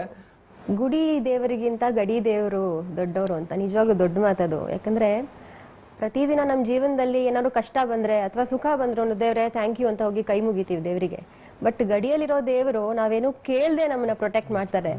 So it is the most amazing thing. ನನ್ನ ಮುಂದೆ ಸಾವಿದೆ, ನನ್ನ ಮುಂದೆ ಒಬ್ಬ ಶತ್ರು ಇದ್ದಾನೆ ಅಂತ ಗೊತ್ತಿದ್ದು ನುಗ್ಗಿ ನಮ್ಮನ್ನ ಕಾಪಾಡುವಂಥ ಮನಸ್ಥಿತಿ ಇದೆಯಲ್ಲ, ಅದಕ್ಕೆ ಎಷ್ಟು ಕಾಲಿಗೆ ನಮಸ್ಕಾರ ಮಾಡಿದ್ರು ಸಾಲದು ಸರ್. ಎಂತ ಅದ್ಭುತವಾದ ಮಾತು ಹೇಳಿದ್ರಿ ನೋಡಿ. ನಾವು ನಿತ್ಯ ಜ್ಞಾಪಿಸ್ಕೊಳ್ಳಲ್ಲ, ನಾವು ಅಷ್ಟೊತ್ತರ ಮಾಡಲ್ಲ, ನಾವು ಅಭಿಷೇಕ ಮಾಡಲ್ಲ, ನಾವು ಪೂಜೆ ಮಾಡಲ್ಲ, ನಮಗೆ ಜ್ಞಾಪಕನೂ ಇರಲ್ಲ ನಮಗೆ. ಆದರೂ ಕೂಡ ನಮ್ಮ ರಕ್ಷಣೆ, ನನ್ನ ಹೊಣೆ ಕಣಪ್ಪ ಅಂತ ರಕ್ಷಣೆ ಮಾಡುವಂಥವ್ರು ಅವರಲ್ವಾ ಮೇಡಮ್? ನಿಜಕ್ಕೂ ಭಾಳ ಅದ್ಭುತವಾದಂಥ ಮಾತನ್ನು ಹೇಳಿದ್ರಿ ಸರ್. ಅದೇ ರೀಸೆಂಟಾಗಿ ಮೋದಿಯವರು 9 ಗಂಟೆಗೆ ದೀಪ ಹಚ್ಚಿ ಕಾರ್ಯಕ್ರಮ ಇಡೀ ಇಂಡಿಯಾಗೆ ಒಪ್ಪಿಸಿದ್ರು. ಎಲ್ಲ ಮಾಡೋಣ, ಒಂದು ಕೃತಜ್ಞತೆ ಡಾಕ್ಟರ್ಸ್ಗೆ ಆ್ಯಂಡ್ ನಮ್ಮ ಎಲ್ಲ ಸೋಲ್ಜರ್ಸ್ಗೆ, ಯಾರು ದುಡಿತಿದ್ದಾರೆ ಪೊಲೀಸ್ ಅವ್ರಿಗೆಲ್ಲ ಅಂತ. ಆ ದೀಪ ಬೆಳಗುವ ಕಾರ್ಯಕ್ರಮದಲ್ಲಿ ನಮ್ಮನೆ ಬಾಲ್ಕನಿಲಿ ಬೆಳಗ್ಬೇಕಾದ್ರೆ ಇಡೀ ಬೆಂಗಳೂರು ನಮ್ಮನೆ ಮುಂದೆ ಒಂದಷ್ಟು ಲ್ಯಾಂಡ್ಸ್ಕೇಪ್ ಕಾಣುತ್ತೆ. ಎಲ್ಲರ ಮನೆ ದೀಪಗಳು ಫ್ಲ್ಯಾಶ್ ಆಗಿ ನಮಗೊಂದು ಅದರಿಂದ ಒಂದು ಇನ್ಸ್ಪಿರೇಷನ್ ಬಂದು ಇವಳು ಮನೆ ಒಳಗೆ ಬಂದ ತಕ್ಷಣ ಒಂದು 4 ಲೈನ್ ಬರೆದ್ಲು ಆ ದೀಪದ ಒಂದು ಸ್ಪೆಷಾಲಿಟಿ ಬಗ್ಗೆ. ನನಗೆ ಹೊಳ್ದ ರಾಗದಲ್ಲಿ ಒಂದು ಟ್ಯೂನ್ ಮಾಡಿ ಅದನ್ನ ಹಂಗೆ ಅಪ್ಲೋಡ್ ಮಾಡಿದ್ವಿ. ಅದೊಂದೆರಡು ಸಾಲನ್ನ ಇಲ್ಲಿ ಹಾಡಕ್ಕೆ ಇಷ್ಟಪಡ್ತೀನಿ. ಜ್ಯೋತಿಯ ಕಾಂತಿ ತರಲಿದೆ ಶಾಂತಿ, ಜ್ಯೋತಿಯ ಕಾಂತಿ ತರಲಿದೆ ಶಾಂತಿ, ಕಾಡಿಹ ತಮವ ಕರಗಿಸೋ ಕ್ರಾಂತಿ, ಕಾಡಿಹ ತಮವ ಕರಗಿಸೋ ಕ್ರಾಂತಿ, ಅರಿವಿನ ದಾರಿ ಮುಂದಿದೆ ನೋಡಿ, ಅರಿವಿನ ದಾರಿ ಮುಂದಿದೆ ನೋಡಿ, ಐಕ್ಯತೆ ಮಂತ್ರವ ಸಾರುವ ಸೇರಿ, ಐಕ್ಯತೆ ಮಂತ್ರವ ಸಾರುವ ಸೇರಿ, ಓಹೋ ಓಹೋ ಓಹೋ ಓಹೋ ಓಹೋ. ದಾರಿ ತಪ್ಪಿಸೋ ಮಾರಿ ನಿನಗೆ ಧಿಕ್ಕಾರ ಧಿಕ್ಕಾರ, ತೊಲಗು ಕೊರೋನಾ ವಿಶ್ವದಿಂದ ಕಡು ಖಚಿತ ನಿನಗೆ ಸಂಹಾರ. ದಾರಿ ತಪ್ಪಿಸೋ ಮಾರಿ ನಿನಗೆ ಧಿಕ್ಕಾರ ಧಿಕ್ಕಾರ, ತೊಲಗು ಕೊರೋನಾ ವಿಶ್ವದಿಂದ ಕಡು ಖಚಿತ ನಿನ್ನ ಸಂಹಾರ. ಅದ್ಭುತ. Thank you so much. ಯಾಕಂದ್ರೆ ಇದು ಇದು ಇದು ಬಹಳ ಬಹಳ ಅಗತ್ಯ ಇತ್ತು ನೋಡಿ ಇವಾಗ. ಯಾಕಂದ್ರೆ ನಾವೆಲ್ಲ ಈ ಮನೆ ಒಳಗಡೆ ಕೂತ್ಕೊಂಡು ಏನಪ್ಪ ನಾವು ಹೊರಗಡೆ ಬರಕ್ಕೆ ಸಾಧ್ಯ ಆಗುತ್ತೋ ಇಲ್ವೋ, ಅಥವಾ ಈ ಹೆಮ್ಮಾರಿ ಬಿಡ್ಕೊಂಡಿರುವಂಥ ದೂರ ಆಗುತ್ತೋ ಇಲ್ವೋ, ಈ ಥರದ್ದು ನಿಜಕ್ಕೂ ನಾವು ಕತ್ಲಲ್ಲಿದ್ದೀವಿ ನಾವು. ಸೊ ಇಂಥ ಸಂದರ್ಭದಲ್ಲಿ ಆ ದೀಪದ ಬೆಳಕು ಬೇಕು, ಜೊತೆಗೆ ಏನು ಅಂದ್ರೆ ಆ ಕೊರೋನಾ ಸಂಹಾರ ಕೂಡ ಆಗಬೇಕು ಅನ್ನುವಂಥದ್ದು. ಸ್ಥೈರ್ಯ ಧೈರ್ಯ ಎರಡೂ ಬೇಕು, ತುಂಬಾ ಇಂಪಾರ್ಟೆಂಟ್. ಈಗ ಅದಿದ್ರೆ ಮಾತ್ರ ನಮ್ಗೆ ಜಯ. ಧೈರ್ಯ ಸಾಹಸ ಲಕ್ಷ್ಮಿ ಅಂತೀವಲ್ಲ, ಸೊ ಅದಿದ್ರೆ ಮಾತ್ರ ನಮಗೆ ಜಯ, ಇಲ್ಲ ಅಂತಂದ್ರೆ ಸೋಲು ಖಚಿತ ಅಂತ. ಸೊ ಹಂಗಾಗಿ ಎಲ್ಲರೂ ಒಟ್ಟಾಗಿ ಸೇರಿ ಎದುರಿಸಲೇಬೇಕು. ಇಷ್ಟೊಂದು ಜನ ಕಷ್ಟದಲ್ಲಿದ್ದಾರೆ, ಇಷ್ಟೊಂದು ಜನ ಕಣ್ಣೀರು ಹಾಕ್ತಾ ಇದ್ದಾರೆ. ಸೊ ಇಂಥ ಸಂದರ್ಭದಲ್ಲಿ ಅವರಿಗೆ ಈ ಕಣ್ಣೀರು ಒರೆಸುವಂತ ಕೈಗಳು ಬೇಕು, ಸಾಂತ್ವನ ಹೇಳುವಂತ ಮನಸ್ಸುಗಳು ಬೇಕು, ಪ್ರೀತಿ ತೋರಿಸುವಂತ ಹೃದಯ ಬೇಕು. ನಿಜ. ನಮ್ಮ ವೈದ್ಯರಿಗೋಸ್ಕರ ಒಂದು ಹಾಡ್ ಡೆಡಿಕೇಟ್ ಮಾಡಿ ಹಾಡ್ಬೋದು ಅಂತ ನಾನೇ ಹಾಡಿದ ಕವಚ ಅನ್ನೋ ಸಿನಿಮಾಗೆ ಶಿವರಾಜ್ ಕುಮಾರ್ ಅವರು ಈ ಶೋಲ್ ಬಂದು ಮಾತಾಡಿದ್ರು. ಆ ಎಪಿಸೋಡ್ ನಾನು ನೋಡಿದ್ದೆ ಕೂಡ. ಕವಚದಲ್ಲಿ ಶಿವರಾಜ್ ಕುಮಾರ್ ಅವರು ಕುರುಡನ್ ಪಾತ್ರ ಮಾಡಿದ್ದಾರೆ. ಅವರ ಒಂದು ಮೋಟಿವೇಶನ್ ಸಾಂಗ್ ಅಂತ ಒಂದು ಅರ್ಜುನ್ ಜನ್ಯ ಅವರು ಕಂಪೋಸ್ ಮಾಡಿದ್ದು, ಕೆ ಕಲ್ಯಾಣ್ ಅವರ ಸಾಹಿತ್ಯ. ಅದನ್ನ ನಿಮ್ಮ ಇಲ್ಲಿ ಸಿಬ್ಬಂದಿಯಾದ ರವಿ ಮುದ್ದಿ ಅವರು ಬರೆದಿದ್ದಾರೆ. ರವಿ ಅದೇ ಟ್ಯೂನ್ಗೆ ಅವರು ಸಾಹಿತ್ಯ ಸ್ವಲ್ಪ ಬೇರೆ ಮಾಡಿ ಈ ಸಿಚುವೇಶನ್ಗೆ ಹೊಂದೋ ತರ ಬರ್ಕೊಟ್ಟಿದ್ದಾರೆ. ತುಂಬಾ ಚೆನ್ನಾಗಿ ಬರೆದಿದ್ದಾರೆ. ಸೊ ಕೆ ಕಲ್ಯಾಣ್ ಅವರ ಒಂದು ಪರ್ಮಿಷನ್ಗೆ ಒಂದು ಚೇಂಜ್ ಮಾಡಿ ಈಗಿನ ಪರಿಸ್ಥಿತಿಗೆ ಒಂದು ಹಾಡು ಹಾಡ್ತಾ ಇದ್ವಿ.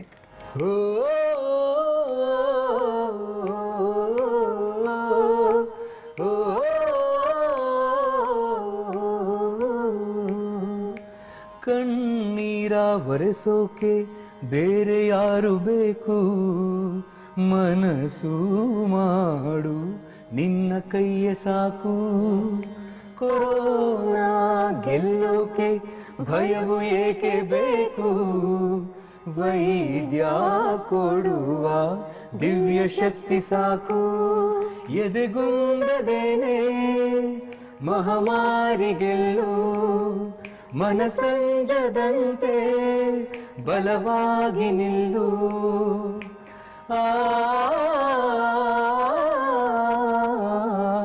ಕೈಯ ಮುಗಿದು ನಮನ ಹೇಳು, ಸೇವೆಗಾಗಿ ನೆನೆಯಬೇಕು, ಕಣ್ಣೀರ ಒರೆಸೋಕೆ ಬೇರೆ ಯಾರು ಬೇಕು, ಮನಸ್ಸು ಮಾಡು ನಿನ್ನ ಕೈಯ ಸಾಕು. ಭಾರತದ ಗಡಿಯಲ್ಲಿರೋ ಸೈನಿಕರ ಹಾಗೆ ರಕ್ಷಣೆ ಕೊಟ್ಟು ಉಳಿಸುವ ಶಕ್ತಿ ವೈದ್ಯರಿಗಿದೆ ತಮ್ಮ, ಅವರೇ ನಮಗೆ ಈಗ ಬ್ರಹ್ಮ. ಓ ಓ ಯೋಚಿಸಿದ ಹಾಗೆ ಬದುಕುಂಟು ಮುಂದೆ ಪ್ರಾರ್ಥನೆಯ ಹಾಗೆ ಫಲವುಂಟು ಹಿಂದೆ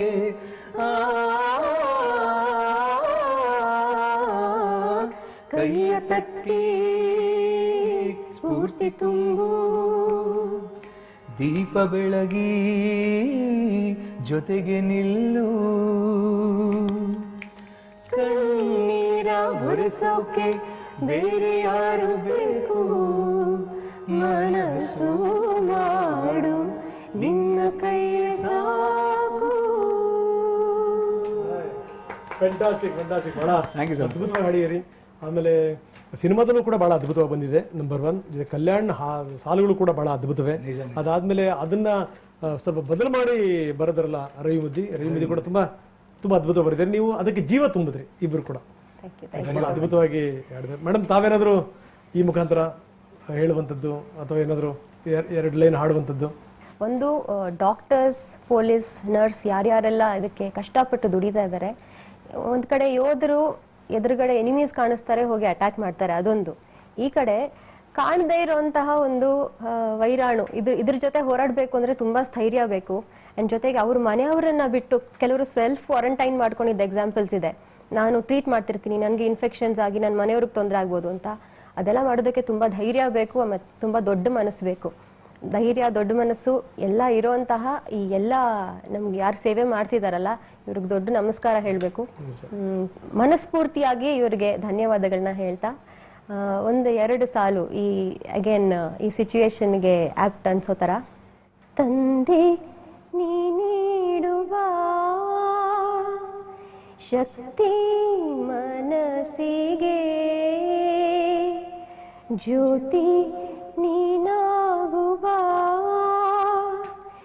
ಬಾಳ ಈರುಳಿಗೆ, ನಮ್ಮ ಜ್ಞಾನ ನೀಗುವ ಬಾಳ ಹಾದಿಗೆ ಗುರಿ ತೋರುವ, ನಮ್ಮ ಜ್ಞಾನ ನೀಗುವ ಬಾಳ ಹಾದಿಗೆ ಗುರಿ ತೋರುವ.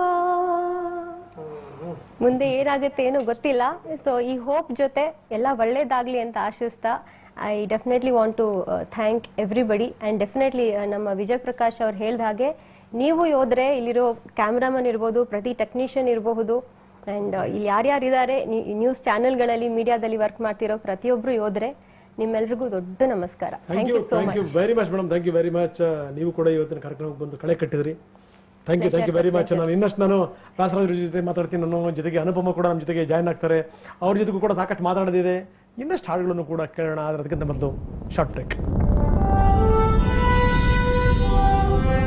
ವೀರಪುತ್ರ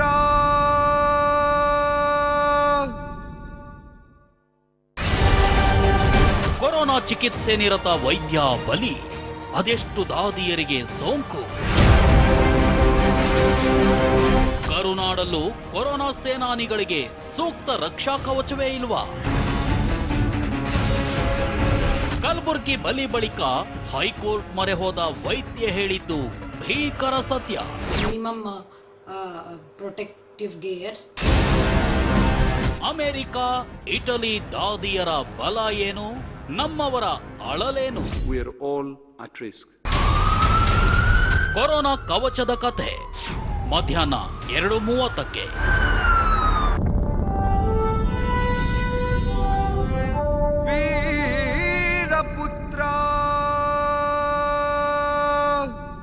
ವೀರಪುತ್ರ ವಿಶೇಷ ಕಾರ್ಯಕ್ರಮಕ್ಕೆ ಮತ್ತೊಮ್ಮೆ ತಮ್ಮೆಲ್ಲರಿಗೂ ಸ್ವಾಗತ. ಇಲ್ಲಿ ತನಕ ಸಾಕಷ್ಟು ಮಾತುಗಳನ್ನು ಆಡಿದ್ದಾಯಿತು, ಸಾಕಷ್ಟು ಹಾಡುಗಳನ್ನು ಕೂಡ, ಬಹಳ ಅದ್ಭುತವಾದಂಥ ಹಾಡುಗಳನ್ನು ಕೂಡ ನಾವು ಕೇಳಿದ್ವಿ. ಬನ್ನಿ ಈಗ ಮತ್ತೆ ನಮ್ಮ ಜೊತೆಗೆ ಗಾಯಕಿ ಅನು ಜಾಯ್ನ್ ಆಗಿದ್ದಾರೆ. ಅನು ಮೇಡಮ್, ಕಾರ್ಯಕ್ರಮ ತಮಗೆ ಸ್ವಾಗತ. ಏನಂತೀರಿ ಕಾರ್ಯಕ್ರಮದ ಬಗ್ಗೆ? ಕಾರ್ಯಕ್ರಮದ ಬಗ್ಗೆ ನೋಡ್ತಾ ನನಗೇನು ಅನ್ನಿಸ್ತು ಅಂತಂದರೆ, ಇಲ್ಲಿ ಸೇರಿರೋರೆಲ್ಲರೂ, ಈ ಕಾರ್ಯಕ್ರಮಕ್ಕೆ ಸೇರಿರೋರ ಹಿಂದೆ ಒಂದು ನಿಂತು ನೋಡಿದಾಗ ಏನನ್ಸುತ್ತೆ ಅಂದರೆ, ಮೊದಲನೇದು TV9. ಸೊ 9 ಗ್ರಹಗಳು ಅಂತ ಹೇಳ್ತೀವಿ, ಎಲ್ಲ ಗ್ರಹಗಳ ಇಡೀ ಬ್ರಹ್ಮಾಂಡದ ಆಶೀರ್ವಾದ ಇದೆ ಅಂತ ತಗೊಳ್ಬೋದು. ಆಮೇಲೆ ಕಾರ್ಯಕ್ರಮ ನಡೆಸ್ಕೊಳ್ತಾ ಇರೋರು ಕಾನ್ಸೆಪ್ಟು ಭಾರದ್ವಾಜ್ ಅವರು, ಭಾರತ್ ಧ್ವಜ್ ಅಲ್ಲಿದೆ. ಅದಕ್ಕೆ ಲಿರಿಕ್ಸ್ ಬರೆದಿರೋರು ಕಲ್ಯಾಣ್ ಸರ್. ಸೊ ಕಲ್ಯಾಣವಾಗಲಿ ಅಂತ ಆಶೀರ್ವಾದ ಇದೆ. ಹಾಡಿರೋರು ಮತ್ತು ಮ್ಯೂಸಿಕ್ ಮಾಡಿರೋರು ವಿಜಯ್ ಪ್ರಕಾಶ್ ಸರ್. ಸೊ ವಿಜಯವನ್ನು ಪಡಿತೀವಿ, ನಮ್ಮ ದೇಶದವರು ವಿಜಯ ಸಿಗಲಿ ಅಂತ ಒಂದು ಆಶೀರ್ವಾದ. ಸೊ ಹೀಗೆ ಎಲ್ಲರೂ ಸೇರಿರುವಂಥದ್ದು ನೋಡಿದ್ರೆ ಎಲ್ಲ ಒಂದು ಒಳ್ಳೇದು ಆಗತ್ತೆ, ಅಥವಾ ಎಲ್ಲರ ಅವರು ಪ್ರತಿದಿನ ನಮಗೋಸ್ಕರ ಶ್ರಮಿಸುತ್ತಾ ಇರೋ ಹಿಂದೆ ವಿಜಯ ಖಂಡಿತ ಸಿಕ್ಕೇ ಸಿಗುತ್ತೆ. ನಮ್ಮ ಭಾರತದ ಹಿಂದಿನ ಕಲ್ಚರ್ ಏನಿತ್ತು, ಏನು ನಮ್ಮ ದೇಶದ ಇತಿಹಾಸ ಇತ್ತೋ ಅದು ಮತ್ತೆ ಪ್ರಜ್ವಲಿಸೋಕ್ಕೆ ಈ ಕಾರ್ಯಕ್ರಮ ಅನುವು ಮಾಡಿಕೊಡುತ್ತೆ ಅಂತ ನನಗನ್ಸುತ್ತೆ. Very very very heart touching concept ನನಗಂತೂ ಇದು. ಸಿದ್ಧ ಮಾಡ್ಕೊಂಡಿರಿ? ನಾನು ಹೇಳೋದು ಹೇಗೆ ಅಂತ ಅನ್ಸುತ್ತೆ, ಯಾಕಂದ್ರೆ ಯೋಧರನ್ನ ನೆನ್ಸ್ಕೊಂಡಾಗ I totally become emotional. So ಹಾಗಾಗಿ ಅವ್ರಗಳಿಗೆ ಒಂದು ಶ್ರದ್ಧಾಂಜಲಿಯನ್ನ ಹೇಳೋದು ಮುಖ್ಯ ಆಗತ್ತೆ ಅಂತ ಅನ್ಸುತ್ತೆ. ಪ್ರತಿದಿನ ನಾವು ಅವ್ರನ್ನ ಜ್ಞಾಪಿಸ್ಕೋಬೇಕು. ಕೂಡ ಏನು ಅಂದ್ರೆ, ನಾವು ದಿನನಿತ್ಯ ನಾವು ಪೂಜೆ ಮಾಡ್ತೀವಿ ಅನ್ನೋ ಗೊತ್ತಿಲ್ಲ, ನಮ್ಮ ಪ್ರತಿನಿತ್ಯ ನಮ್ಮ ಜ್ಞಾಪಿಸ್ಕೊಳ್ಳೋದಿದೆಯಲ್ಲ ಅದೇ ಅವ್ರಿಗೆ ನಿಜವಾದಂಥ ಪೂಜೆ ಸಲ್ಲಬೇಕು ಅಂತ. ನಿಜಕ್ಕೂ ಹೆಂಗ್ ಗೊತ್ತಾ, ಮಹಾನುಭಾವರು ಮೇಡಮ್, ನಮ್ಮನ್ನು ಕಾಯ್ತಿರುವಂಥವ್ರು, ನಮಗೋಸ್ಕರ ಪ್ರಾಣ ಕೊಡ್ತಿರುವಂಥವ್ರು ಮಹಾನುಭಾವರು. ಎಸ್. जो समर में हो गए अमर, मैं उनकी याद में गा रही हूँ आज श्रद्धा गीत धन्यवाद में, जो समर में हो गए अमर,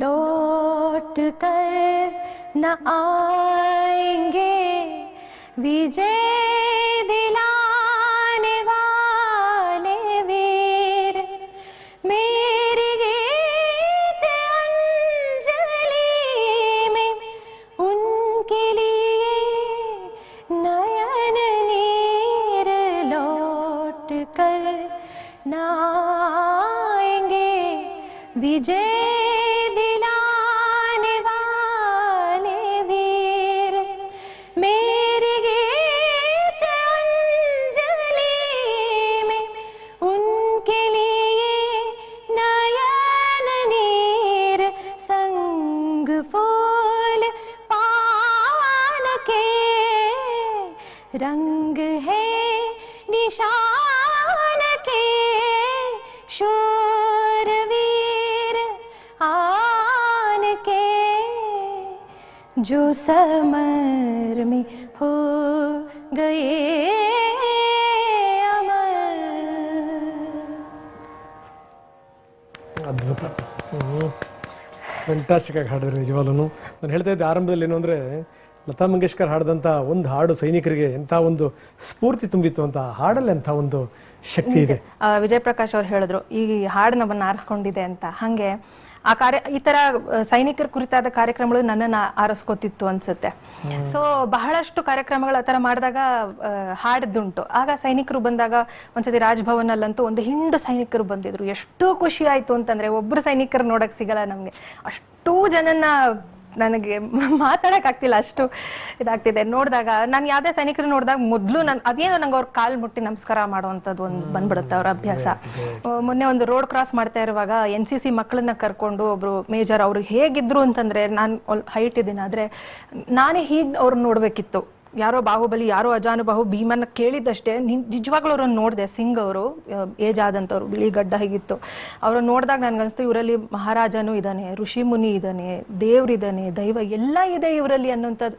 ನಾನು ಮುಟ್ಟಿ ಅವ್ರು ರೋಡ್ ಕ್ರಾಸ್ ಮಾಡ್ತಾ ಇರ್ಬೇಕಾ ನಿಂತಿದ್ರು, ಅಲ್ಲಿ ನಾನು ನಮಸ್ಕಾರ ಮಾಡಿದ್ ನೋಡಿ ಅವ್ರು ಒಂದು ಇಟ್ ಟಚ್. ಸೊ ಆ ರೀತಿಯಾದಂಥ ಎಲ್ಲ ಭಾವನೆಗಳನ್ನು ಇಟ್ಟುಕೊಂಡು, ಅದನ್ನೆಲ್ಲ ಅದುಮಿಟ್ಟುಕೊಂಡು ಅವರು ಒಂದೇ ಒಂದು ಗುರಿ ಅವ್ರಿಗಿರೋದು, ದೇಶ ರಕ್ಷಣೆ, ದೇಶ ಮೊದಲು ಅನ್ನೋಂಥದ್ದು ಇದೆಯಲ್ಲ. ಸೊ ಇಲ್ಲಿ ನಾವು ನಮ್ಮ ಅವಯವಗಳನ್ನ ಕಂಟ್ರೋಲ್ ಮಾಡ್ದೇಲೆ, ನಮ್ಮ ಭಾವನೆಗಳನ್ನ ಕಂಟ್ರೋಲ್ ಮಾಡ್ದೇಲೆ ದಿನ ಜಂಜಾಟದಲ್ಲಿ ಹೀಗೆ ಒದ್ದಾಡ್ತಾ ಇರ್ತೀವಿ. ಸೊ ಅವ್ರೊಂದು ಮಹರ್ಷಿನೇ ಆಗಿರ್ತಾರೆ ಅಲ್ಲಿ ನಿಂತ್ಕೊಂಡು ಅಂತ ನನಗೆ ಅನ್ನಿಸ್ತು. ಈಗ ನನಗೆ ಗೊತ್ತಾಯ್ತು ಅನುಪಮ ಯಾಕೆ ಒಳ್ಳೆ ಲೆಕ್ಚರ್ ಆದ್ರು, ಯಾಕೆ ಮಕ್ಕಳು ನಿಮ್ಮನ್ನು ತುಂಬ ಇಷ್ಟಪಡ್ತಾರೆ ಕಾಲೇಜಲ್ಲಿ. ಈಗ ನನಗೆ ಅದು ಗೊತ್ತಾಯ್ತು. ಏನು ಅಂದರೆ, ತುಂಬ ಒಳ್ಳೆ ಕಲಾವಿದೆ ಅಂತ ಕೇಳಿದ್ದೆ ನಾನು. ಅಂದರೆ ಈ ಚಿತ್ರ ಬರೆಯೋದ್ರಿಂದ ಇರ್ಬೋದು, ಬೇರೆ ಬೇರೆ ರಚನೆ ಮಾಡೋದ್ರಲ್ಲಿ ಇರ್ಬೋದು, ಅನುಪಮ ಎತ್ತಿದ ಕೈ, ಒಳ್ಳೆ ಹಾಡುಗಾರ್ತಿ ಕೂಡ. ಇಂಥ ಭಾವನೆಗಳಿರೋದ್ರಿಂದ ಆ ಸೈನಿಕರಿಗೆ ಪಾದ ಮುಟ್ಟಿ ನಮಸ್ಕಾರ ಮಾಡುವಂಥದ್ದು ಒಬ್ಬ ಟೀಚರ್ ಫಾಲೋ ಮಾಡಿದರೆ ನನಗನ್ಸುತ್ತೆ ಅನುಪಮ ಏನು ಅಂದರೆ, ಮಕ್ಕಳುಗಳೆಲ್ಲ ಫಾಲೋ ಮಾಡ್ತವೆ ಅಂತ. ಅದು ಅದು ಅದು ಬರಬೇಕು. ಮತ್ತೆ ಯಾವ್ದಾದ್ರು ಹಾಡಿದ್ಯಾ ತಮ್ಮದು? ಮುಗಿಲ ತೂರಿ ಮೇಲೆ ಎದ್ದ ಗಿರಿಯ ನೆತ್ತಿಯಲ್ಲಿ ಕರುಳ ಕೊರೆವ ಹಿಮಗಾಳಿಯ ಬಂಡೆ ಬಿತ್ತಿಯಲ್ಲಿ ಎದೆ ಬಡಿಯದ ಎಚ್ಚರದಲ್ಲಿ ಹೊತ್ತಿ ಉರಿವ ಕಿಚ್ಚಿನಲಿ ಎದೆ ಬಡಿತದ ಎಚ್ಚರದಲ್ಲಿ ಹೊತ್ತಿ ಉರಿವ ಕಿಚ್ಚಿನಲಿ ದೇಶ ನನ್ನ ದೈವ ಎಂದು ಹೋರಾಡುವ ಧೀರರೇ ನಿಮ್ಮೊಡನಿದೆ ನಮ್ಮ ಹೃದಯ ನಿಮಗೆ ನಮ್ಮ ವಂದನೆ ನಿಮ್ಮೊಡನಿದೆ ನಮ್ಮ ಹೃದಯ ನಿಮಗೆ ನಮ್ಮ ವಂದನೆ ಆ ಆ ಆ ತಿನ್ನಲಿರದ ಕುಡಿಯಲಿರದ ಬಂಡೆ ರಾಶಿ ನಡುವೆ ಹಿಮದ ಗಾಳಿ ಬಡಿವ ಕ್ರೂರ ಹವೆಯಲ್ಲೂ ಬಿಡದೆ ವೈರಿ ನೆಲೆಯ ಮೇಲೆ ಗುಂಡು ಉರಿಯುತ್ತಿರುವ ಬೆಂಕಿ ಚೆಂಡು ಸಿಡಿಸಿ ದೇಶವನ್ನು ಕಾಯ್ವೆ ಎನ್ನುವ ಧೀರ ಯೋಧರೇ. ಫ್ಯಾಂಟಾಸ್ಟಿಕ್ ಭಾಳ ಅದ್ಭುತವಾಗಿ ಹಾಡಿದ್ರಿ ಅನುಪಮ. ಇನ್ನಷ್ಟು ನಾನು ನಿಮ್ಮ ಜೊತೆಗೆ ಮಾತಾಡ್ತೀನಿ, ಆದರೆ ಅದಕ್ಕಿಂತ ಮೊದಲು ಈ ಕಾರ್ಯಕ್ರಮ ಎಂಡ್ ಮಾಡೋದಕ್ಕಿಂತ ಮೊದಲು ನಿಮ್ಮ ಹತ್ರ ಒಂದು ಹಾಡು ಹಾಡಿಸ್ತಿಲ್ಲ ಅಂತಂದ್ರೆ ಅದು ಅಪೂರ್ಣ ಆಗ್ಬಿಡುತ್ತೆ. ಹಾಡಿನ ಮುಖಾಂತರ ಎಂಡ್ ಆಗಬೇಕು ಕಾರ್ಯಕ್ರಮ ಅಂತ. ಖಂಡಿತ.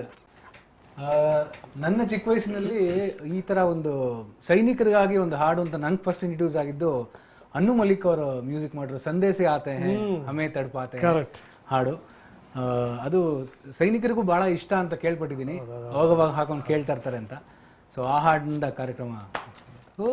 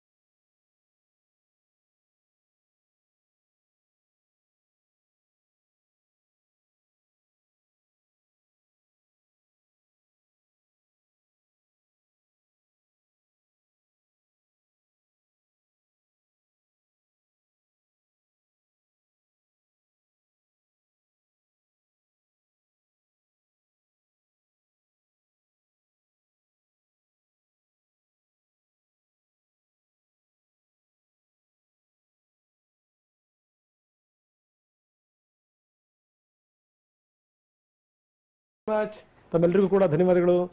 ವಿಜಯ್ ಪ್ರಕಾಶ್ ಅವರಿಗೆ, ತಮಗೆ, ತಮ್ಮ ಧರ್ಮಪತ್ನಿ ಜ್ಯೋತಿ ಅವರಿಗೆ, ತಮಗೂ ಕೂಡ ಥ್ಯಾಂಕ್ ಯು. ಮಾಡಿಕೊಟ್ರಿ, ಮನಸ್ಪೂರ್ವಕವಾಗಿ ಹಾಡ್ದಂಗಾಯ್ತು ಈ ಕಾರ್ಯಕ್ರಮದಲ್ಲಿ. ನನ್ನದು ಒಂದು ಅನಿಸಿಕೆ ಹಂಚಿಕೊಂಡಿದ್ದು ತುಂಬಾ ತುಂಬಾ thanks. Thank you very much. ಬಹಳ ಅದ್ಭುತವಾದಂಥ ಕಾರ್ಯಕ್ರಮ.